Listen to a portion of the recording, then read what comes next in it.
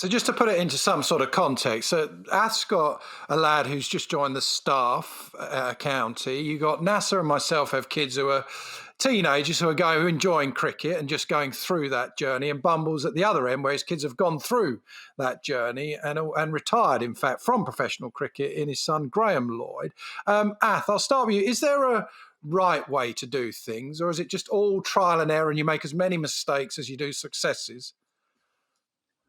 Well, I think we're all fumbling around. Anybody who pretends to have the answers in this classic debate between nature and nurture and how you go about nurturing talent, I think is a bit of a bluffer, because there are many different ways to do it. You've probably seen the Tiger Woods documentary. There was a guy who was pushed like probably nobody has ever been pushed from nappies onwards to become a great sportsman and got there. But you don't hear of all the tales of kids who were pushed that way and didn't make it.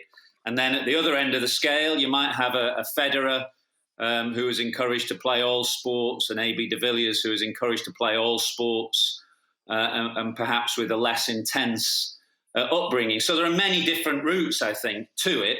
And, we all fumble around as parents just doing the best we can and do it the best way that we can do it. And I wouldn't for one moment say that the way I've done it is the right way to go at all, because there are so many examples out there of many different routes to the top, for sure. Bumble, how did you? Were you a pushy parent? Were you a relaxed parent? How do you think? Well, you sort of want them to do well. I've got 4 kids. I've got 3 boys and a daughter. Daughter's crackers, by the way, but that's another story. I don't know where she gets it from. The eldest one, Graham, would be like Chris and Stuart Broad there. He'd be following me around and he would be playing in outfields and so on. Now, the other 2 boys came along much later, and they've found their own sports, if you like. And I've got one lad who you guys know, he's a bodybuilder, and he's damn good at it. He's a world champion as a bodybuilder, and I've another lad who just likes watching sport. And so from Graham's viewpoint, it's just a question of bringing him along. He was dead keen. He would go to all the practices, and really he would drive it. Graham would drive all that. The other 2, they just enjoyed sport, and there was no push for them to get into it. Sarah, I don't know, she just likes going to Ibiza. I played with Bumble's lad Graham all the way through Lancashire schoolboys. We were buddies together all the way through. And the other thing to say is I didn't see Bumble very much, because he was either, right early on playing, or then he was umpiring or coaching or doing whatever. It was actually Bumble's granddad, or Graham's granddad, that did a lot of the heavy lifting, taking him to games. And Stuart Broad would say the same. It was his mum a lot of the time doing the lifting. So we all think about this father-son relationship. The mums have a big role to play. Often the grandparents are doing a lot of the heavy lifting because the dads are busy as well. So as far as young Bumble's concerned, I remember his granddad, Bumble's dad, being an absolute key man. Was he called Bumble as well? My dad had no cricket in him. My dad was football. He was a sort of lay preacher, was my dad. He was a very quiet chap and didn't say very much, but took great pride in coaching Graham here, there and everywhere. He was lovely. Nasser. I remember Bumble's dad was absolutely lovely, a champion bloke. Nasser, your dad, from what you tell me and what I've heard Ath speak about, was actually quite a pushy parent. You obviously done pretty well for that because you went on to be England captain. Are you the same with your kids? How do you see it? No, I'm probably, because of that, the other way. I'm probably a little bit more relaxed. My nightmare scenario is when my daughter or my lad goes out to bat. I'm more nervous about their cricket than my cricket ever was, to be honest, because I just want them to do well. Cricket is an odd game. It can be a very dull game if you're not very good at it. It's a long day. You talk about parents giving you a lift, mum gives you a lift an hour down the road. Your son goes out there or daughter goes out there opening the batting, nicks off for naught, and that's their day. So I actually want them to do well, not for me, or not for any kind of failing that I had, but just for their own success and their own fun, to be honest. I do believe you are a product of your environment. It's ironic that this test match has been played and the next one has been played at the Madras Cricket Club, the Chepauk Stadium. And I spent the first 6 years of my life on that outfield. And I saw a picture that was tweeted of the Madras Cricket Club. And my dad used to be inside, playing cards and drinking the odd whiskey, while me and my brothers were on the outfield. And I used to watch him play for Tamil Nadu at that ground. And then I went to Ilford and lived at the Ilford Cricket School. So in the same way that Stuart talks about watching his dad playing in the garden, Tiger Woods, Tiger in that documentary, was sat in his cot, wasn't he? And had to be fed in the garage.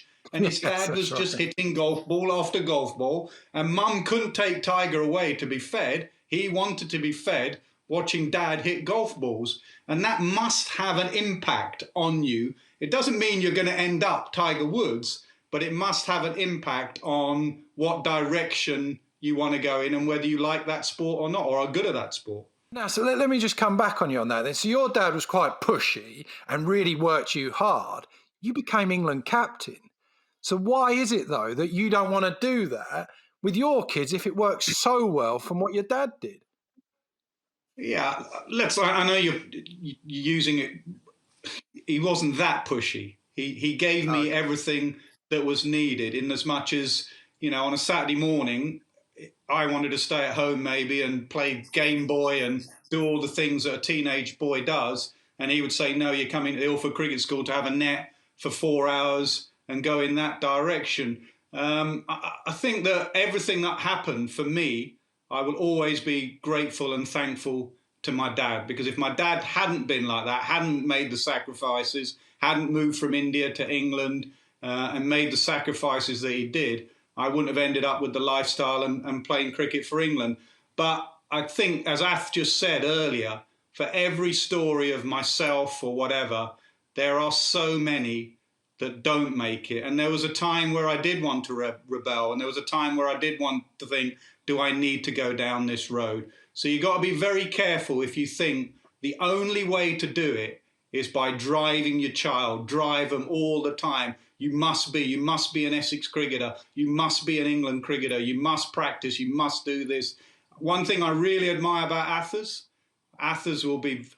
very rarely talks about Josh. Very rarely does he come into the comm box and go, you know what, Josh got another 100. My son played against Josh's school a couple of years ago. Joshua got 100 in the first innings. Joshua got 100 in the second innings. And I was with Ath all that week, and Ath didn't mention it once. And that's the sort of, that's not the way either. There isn't, as Ath said, there is no right way, but let your son or your daughter have their own path, in my opinion. I mean, you talked a lot about environment there. I do believe that it's in the genes a little bit, though. I absolutely remember when Nass invited me and Josh to his youngster's Joel's birthday party. Nass will remember this story at a little cricket club close to their house, and Joel must have been his 7th birthday or something. I was umpiring at the bowler's end, Nasser at square leg. Joel was run out at my end by yards, and I had to give him out. I couldn't not give him out.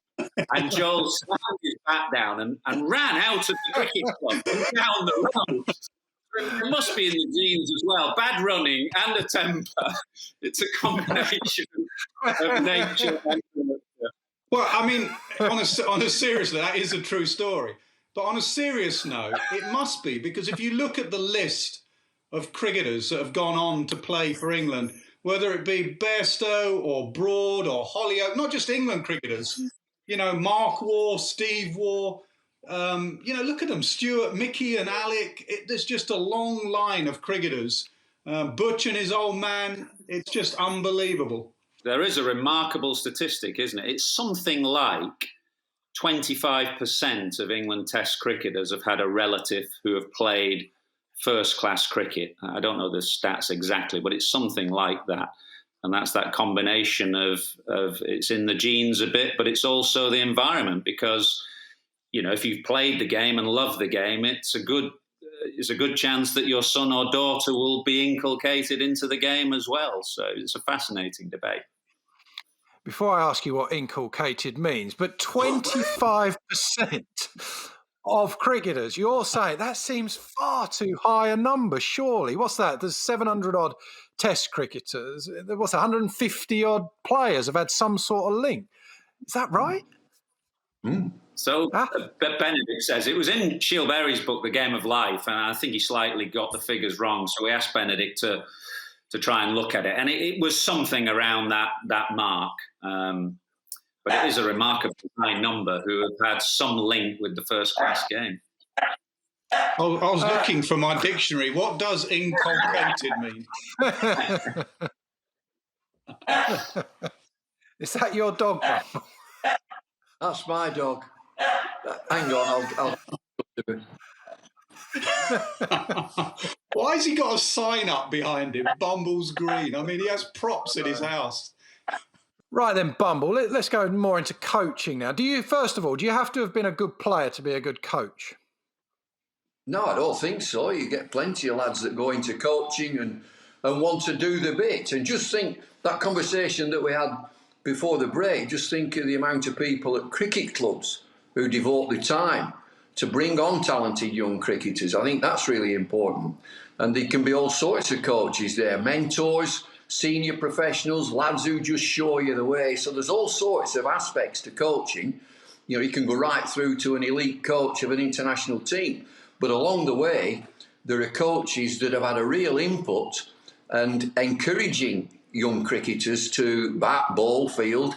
The other thing about coaching at that younger age, which I think is what we're talking about here, you've got to get it across to the youngsters. You've got to enjoy it. It's not an ordeal. It's something that you enjoy. And cricket is a wonderful game.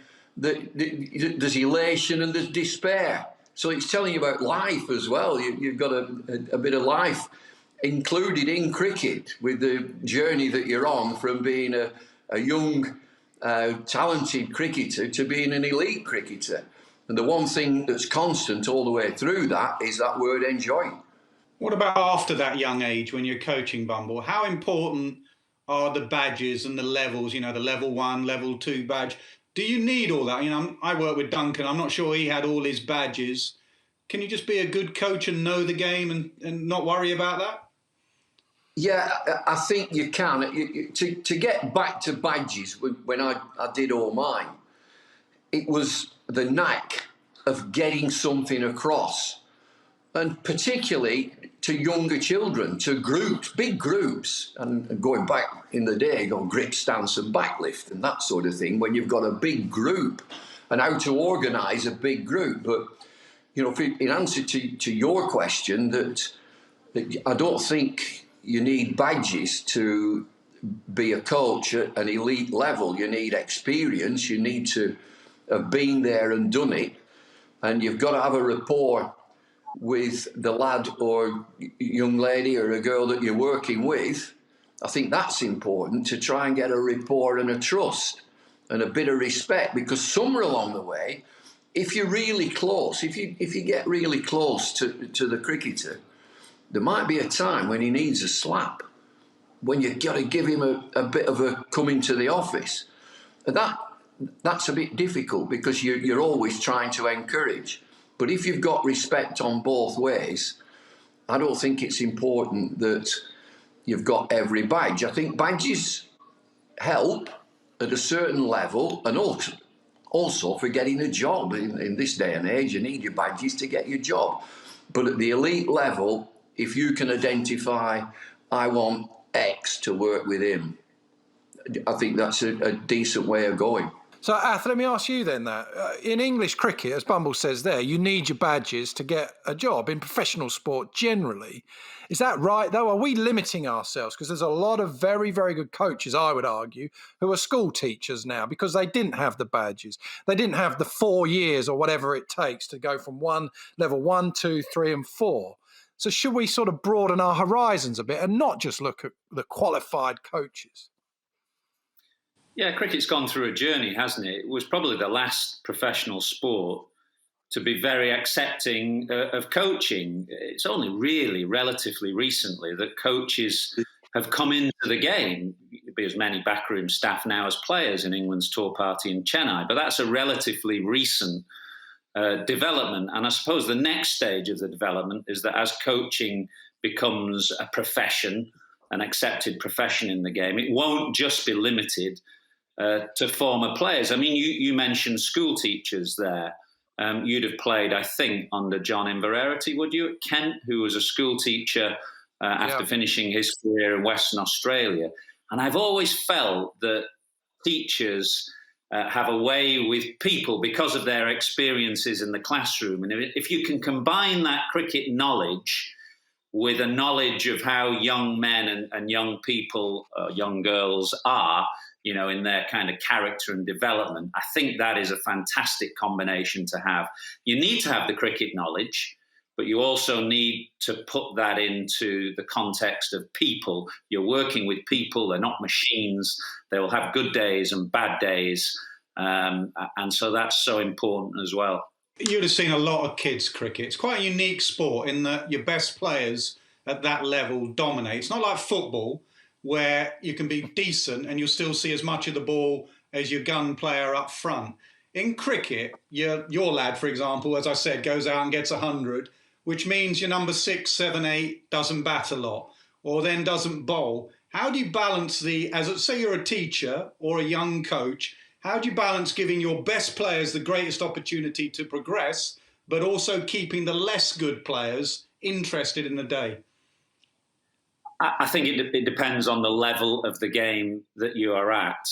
I think at the start, at the lowest level, when you're getting people into the game, you've got to give everybody a chance. You have got to give everybody the chance to enjoy the game. I look back in horror at some of my schoolboy games at very earliest age where, you know, I would dominate with the bat all day and then bowl, 20 overs and other kids were not getting a go. I think that's totally wrong right at the start, at the foundation level. Obviously, as you go up levels and you get to the point where, say, my lad might be playing county under 15s or whatever it is, under 19s, you've got to have a situation where you allow the best players time to develop and flourish. But I think that depends very much on the level of the game that you are at. Right at the start, foundation level, everybody must get a go with bat and ball and get a chance to enjoy the game. The only other thing I would say from my experience, if you're bringing on a young batsman or a girl who's a batter, is volume. Volume is so important. I don't really believe in telling people how to bat, because the more I've seen of the game, the more you can have a whole variety of techniques. You can have Dom Sibley at one end and Virat Kohli at the other, who bat in completely different ways. But I think volume, hitting thousands and thousands and thousands of balls in a net or a practice environment, will allow that young batter to develop in their own kind of natural and instinctive way. That, for me, is the biggest thing at a young age. Bumble, then when do you do the technique? When do you start? Forget about grip stance and bat lift. Let's assume the players have that. At what point do you start talking technique? You've got a good young player, from under 11s. Was it under 14s you start? Is it when they're 20? When do you start trying to throw in a bit of technique? Well, the whole thing about opportunity levels itself out as you progress. And if you just look at this last test match, you'd be expecting a performance from the number 6 batsman. He's number 6. He's the opener. Alice says he opened and dominated. But the number 6, Ollie Pope, would be expected to do his job. So the challenge to, and that is the word, the challenge to the up-and-coming young cricketer is to work gradually, in my opinion. And you might just say to somebody who's really talented, OK, we're going to do a session and I want you to hit it over there. Now, perhaps don't tell him how to hit it over there. See what he does. See how he reacts. Now you've got a base, and now you start moving forward and looking at technique. And so the player himself, like others says, will develop a technique. Very interestingly, did Rory Burns bat like he does when he was 14? I'm sure he didn't. He would probably have a conventional stance. It's something that he has evolved over the years. Now, I think it's quite complicated. be quite resistant to that. Jimmy Anderson, let's go back to him, went away from being coached. No, I've worked it out. I'm going back to how I am comfortable. And so it'd be a good exercise with Rory Burns to do the same. But in answering your question, I think it's a process and a development of that rapport of working with an individual talented, and that big word, keep challenging. It's not easy, keep challenging, and then there's the enjoyment when they achieve. If I can just go back to something that you've said about coaching and how it's new to be accepted. We were involved in the 90s and not much money about in the game. And I'm sort of putting fires out when I was involved with England and questioned and ridiculed about the number of people that I was bringing in. We had 6.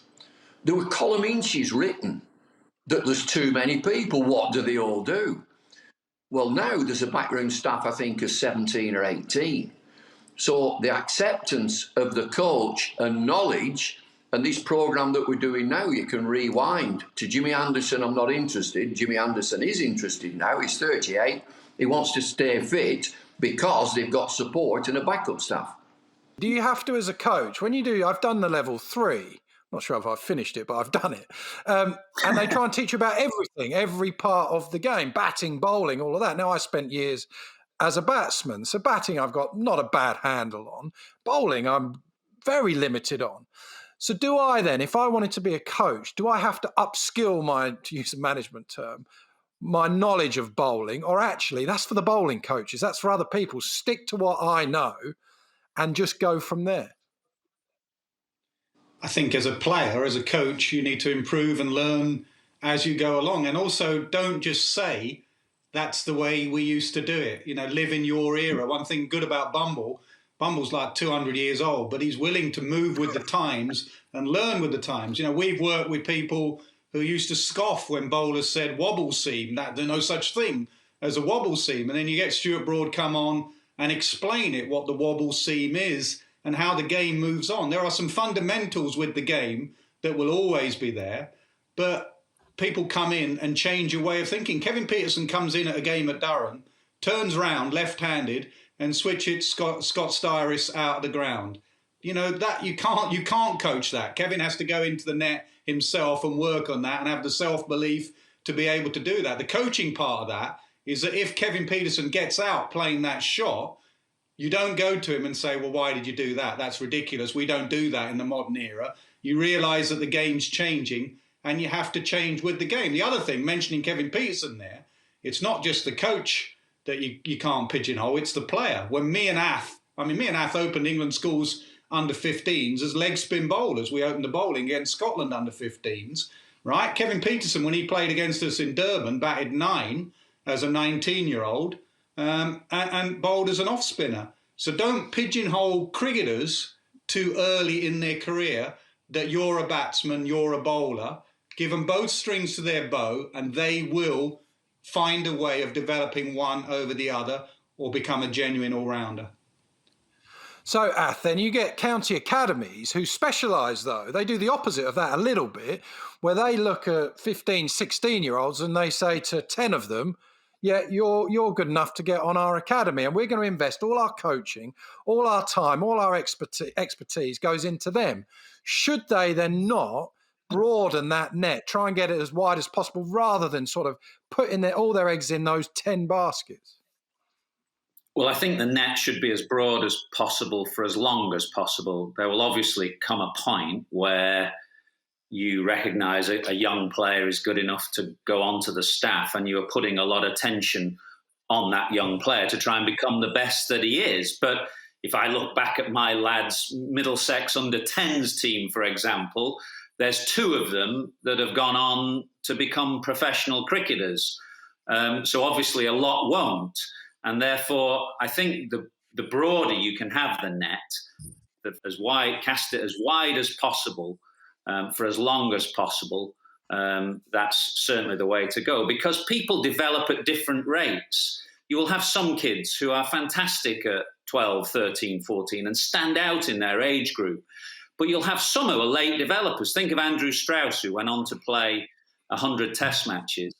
You know, in his early days at Middlesex, they looked at Andrew Strauss and he's a scruffy, disorganised student, basically. And I don't think he played for England until he was about 27, when Nasser ran him out twice in his debut. And then he won Test matches. So he's a kind of late developer, and that's why I would keep avenues open to the first class game. Why I kind of don't like the fact that the university system is about to be scrapped or downgraded, because I think you need avenues to the first class game, because some players will develop late at 22, 23. Not everybody knows at 17 that they're going to be a professional cricketer. Some people are not sure, and they want to kind of juggle a few balls and keep various avenues open. And I still think you need that kind of route into the game a little bit later on for those who develop a little bit later on. Bumble, can I ask you a question? Because you're both, and have been both, a coach and a dad. If you ask any school teacher, any coach at most levels, what's the problem? Is it the kid? They'll say no. The main problems they have is with parents. Parents that say, my kid should be batting higher up the order. My kid isn't getting enough of a chance, whether it be football, cricket, whatever. How do you handle that as a coach, that sort of parental input with the best of intentions, I'm guessing? That is so difficult, and I'm chuckling in that there's a very good cricket club not far from here with some very influential parents, and the kids are likely and wanting to play, and that's exactly what's happening. Why is he not opening? Why is he number 4? Why is he not playing? And the young fellas who are doing the coaching have got to field all that. I don't see the answer. I suppose that the player himself or herself will find the level, they'll break through. And so you've got to somehow get the parent to just back off, and that doesn't only apply to cricket, it's football and rugby and many other sports, because the parent wants the very best, and the parent is dreaming, isn't he, or she, that that could have been me, it could have been me, but it might be my lad and my daughter. And so, you're walking on eggshells when you've got one of them. My way of doing it would be to avoid him at all costs. But I did chuckle, because it's this very, very good cricket club down here with some very influential, and that's exactly what's happening. And the other thing is that, the opportunities. Just look at the Bunbury, David English, and the Bunbury Festival for under 15. In Sri Lanka, every one of England's team had been a Bunbury. And so, again, that's an opportunity. Opportunity is everything, as Michael Atherton mentions there. University cricket was terrific. In my time as a player, it was great to go along and play the universities, because it's opportunity. Minor counties was exactly the same. It's opportunity. And so don't narrow it down. Just, in fact, go quite the opposite and give all young cricketers the best opportunities that are available, because they won't all develop at 16 and 17. I was thinking then, actually, listening there to Bumble. So my daughter's 14. What do I say to her? Because you've been through this, where we drive to the other end of the county. She bowls 2 overs because she's a left-arm seamer, bats number 8 or 9. So in theory, she's done about 10 minutes worth of her skill, 10 minutes worth of work. She stood in the field doing very little, like they always do. She's then batted number 9. So over the 5 or 6 hours, plus 2 hours for a journey, she's done 10 minutes. How does cricket keep those kids involved? How does cricket actually say, do you know what, this is a fun game?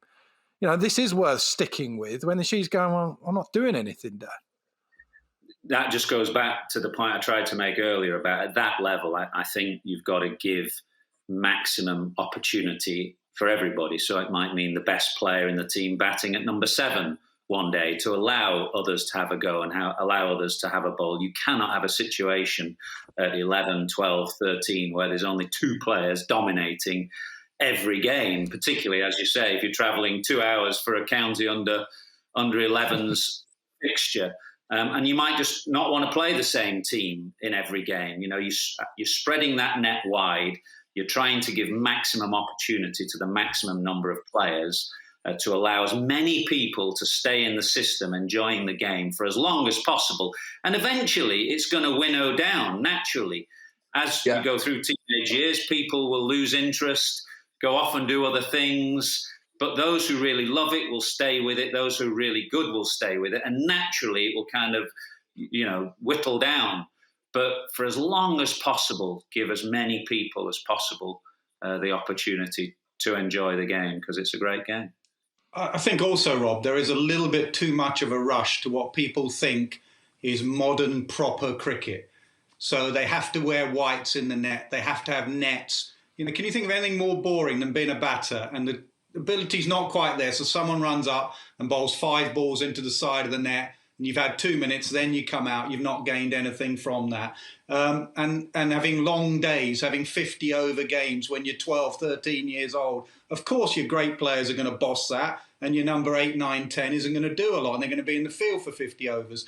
Don't be in a rush to get away from quick cricket, which is very enjoyable. Pairs cricket. I played in a competition for Clayhall Cricket Club called the Terriers Cup, which was 8-a-side. You batted as pairs. Everyone got a go. Fielding was brilliant. Indoor cricket, the indoor cricket games you can play.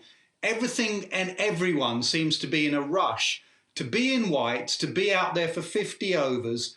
There are different formats. Friday night club cricket, have some 2020, get the barbecue going, get the music on, have a bit more fun. It does not have to be 50 overs. It just, kids will lose interest if it's always that long format. There's other ways of playing the game. Boys, thank you very much. Bumble, just quickly, what is that sign about behind you? I got it off eBay. It was eBay, 39 quid, and it's from a place down near Nasser. It's Snoozing or something, it's called. And it's Amazing. Eh? Nazing, isn't What is it? Nazing, not Nazing. snoozing.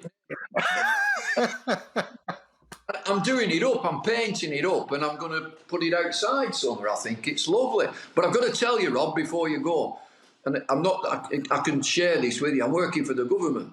I've got the call. They want me to be an ambassador. I can't tell too many people about this, but it's about the jab. Because of my age, apparently some folk not having the jab. And they want me to sort of front up as an ambassador in front of a camera. And they might be wanting me to say, now, come along, would you mind? I think you should have a jab. No. It'll be, listen, get your backside in gear. There's a jab to be had. Get yourself down the centre. Then we can all get on with it. Get on with the jab. Very, very wise words. You, Elton John and Michael Caine are doing it then. That's perfect. That's all we need. Sky Sports Cricket. Feel it all.